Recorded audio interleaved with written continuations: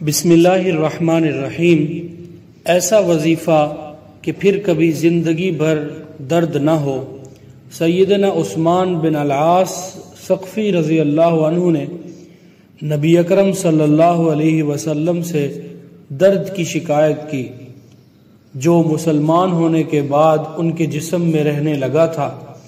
آپ صلی اللہ علیہ وسلم نے فرمایا، درد کی جگہ اپنا ہاتھ رکھو اور 3 بار بسم اللہ پڑھنے کے بعد 7 بار یہ دعا پڑھو، اعوذ باللہ وقدرتہ من شر ما اجد واحاذر، اعوذ باللہ وقدرتہ من شر ما اجد واحاذر، میں پناہ مانگتا ہوں اس چیز کی برائی سے جسے میں محسوس کرتا ہوں اور جس سے میں خوف زدہ ہوں۔